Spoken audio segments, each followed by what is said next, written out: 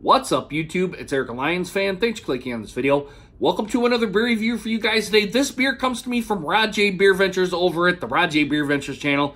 Thank you, buddy, for sending me this beer. He sends me some pretty good beers, along with Average Joe from the Beer Patrol and Todd. He's also on our Beer Flow show. One of the four guys to do the Beer Flow show for us. So I don't know if anybody that watches my beer reviews watches that Beer Flow show. But if you're interested, go over to Rod J Beer Ventures channel. It's going to be every Thursday. We do a segment. It's called the Beer Flow show. We just talk about beer, kind of more or less kind of a BS session and whatnot. So there's your plug, Rod, for the beer. This one comes to us from the West Side Brewing Company. This is their Barleywine Style Ale 1/1/2019. These guys are out of Cincinnati, Ohio. 11% alcohol by volume and 67 IBUs. I'm going to bring it right up here so you guys can see it. Guys, the bottom of the can says 12/29 of 2018. So today is, I'm looking right down here on my computer, April 14th I'm getting to this beer at. So at 11%, being in a can, I think these are kind of in mini kegs. A lot of people think the cans are kind of mini kegs. I think this beer is going to be just fine. Going to read the commercial description, or going to attempt to read the commercial description on the back. It says, brewed once a year in December for a release the following January 1st, our Barleywine Style Ale is a beer to drink fresh or aged, intense with a suitable date-like fruitiness that goes perfectly with a big, layered malty body. Classic American hops add firm bitterness and a bit of dryness to the finish to help balance the malt. Guys, if you kind of want to know more about this beer, go to www.westsidebrewing.com. Let's get this in a glass here, guys. Let's crack this open. Let's see what we get. Got my Sammy Linens glass right out here. I'm going to grab it.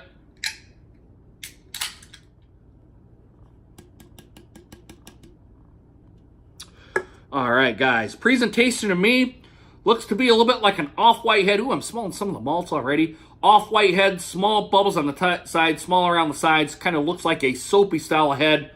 A little bit less than 2 fingers of head right now. And guys, I'm going to kind of bring it up in here into the light here just a little bit. I wish I could kind of put my camera right up here a little bit. But as I'm getting up in here to the light, on the etch glass, I'm seeing some rushing bubbles come up. Down here on the bottom, it's a little bit lighter than on the top. I'm getting a deep, dark color, usually of the barley wine style. More darkness kind of up here, more of the darkish ambers, and kind of down here is more of a copper color. I kind of think of it more towards the Busch Signature Copper Lager that's no longer produced anymore, but it's a much, much deeper copper color than that beer was. And being that beer was only, I think, right around 5%, this one's 11, so you're going to have a much, much deeper color to it from all the kind of the roasted malts in here. Guys, let's get an aroma test. Let's see what we get. Smelling the barley right away. Big, humongous barley. Goodness, I've got a cold here. You're getting the big, humongous barley shot that you're getting here. Surprisingly, no alcohol presence on this beer. Usually with 11%, you're going to get a little bit of a alcohol hit. Not getting an alcohol hit on here. All these big beer companies, and even some of the little microbrewing companies, are doing a really, really good job of hiding the alcohol. I don't know how they're doing it either. Yeah, you're smelling the barley, you're smelling the malts. Goodness, I'm getting some of the fruitiness that they're talking about. Like your dates, like your dark kind of, I would kind of say your dark kind of fruits, like dates, little raisins. Goodness, what's another dark fruit? It's escaping me right now, but pretty much your dark fruits are coming out in this beer here too.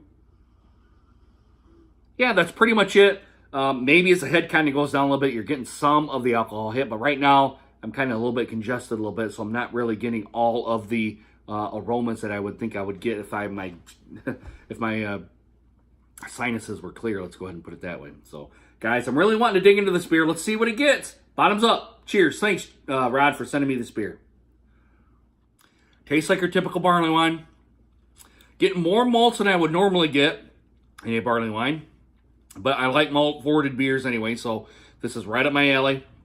Getting the barley too, you're tasting that big barley hit. Surprisingly no alcohol on the taste either. Like I said, somehow they're doing this.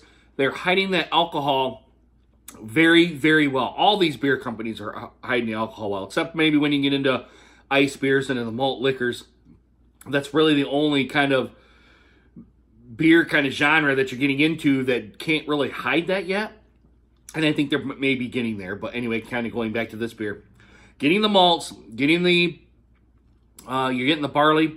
I'm tasting some hop presence in here too. More of the earthy style hops than it would be the citrusy style hops. But I'm getting an earthiness from it. Usually from the barley wines, you're going to get a earthy style, excuse me, you're going to get an earthy style taste to it. Big bodied on here. Really no carbonation burn or anything like that. No, I've had enough of the big beers now where the warmness of the stomach doesn't get to me anymore like some of the, when I first started doing it. It kind of pretty much is already canceled out. But if you guys are getting into the style of beer and you haven't had any big beers yet or anything, you may get a warmness of the stomach. I personally am not getting any warmness of the stomach, but you could with these beers. Very, very good. Very well done. I will say that. Very well done. I like it cold, and we're going to do the warm-up here real quick. I don't necessarily know what other kind of characteristics I'm going to get when it's warm, but we're going to go ahead and find out. I'm going to sip on it here. The Detroit Pistons basketball game, game one of the Bucks and the Pistons are going to come up here, so I'm going to be doing that. And probably at halftime of that game, I'm probably going to come back and we'll do the final assessment on this beer. So, guys, probably going to be back in about an hour, hour and a half. Should be pretty well warm. I just got this right out of the refrigerator anyway, so right around that, it should be warm. I'll be right back, guys. Hey, guys, I'm back. This Barleywine from the West Side Brewing Company. These guys are out of Cincinnati, Ohio. I like it quite a bit. Pretty much the barley is kind of put down here a little bit on the palate, but it's essentially more or less the same beer as it was when it was cold, as you guys can tell. Got a little bit left here for the last downer part. Pretty much the same thing. Pretty much medium to full mouthfeel. You get the barley. There's no alcohol presence or anything like that. You get some of the dark fruits that they're talking about here in this beer. But other than that, I'm liking it. Let's get the final chug in, guys. Cheers.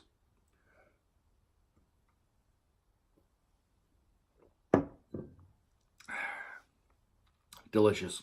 I'm glad Rod sent me this beer. Yeah, like I said, some dark fruits, the maltiness, the barley. Just an overall great beer from these guys. A barley wine.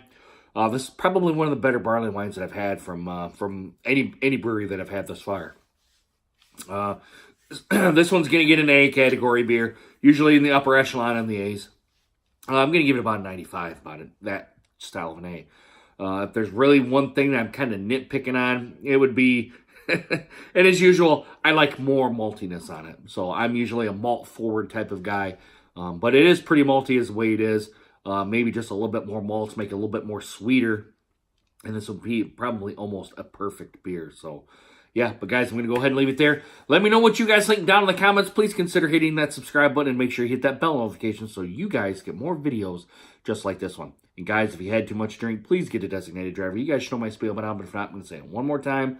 Please do not drive home drunk, okay? Because if you do, you're going to get, you're going to get pulled over by the cops. You're going to do the stupid-ass sobriety test.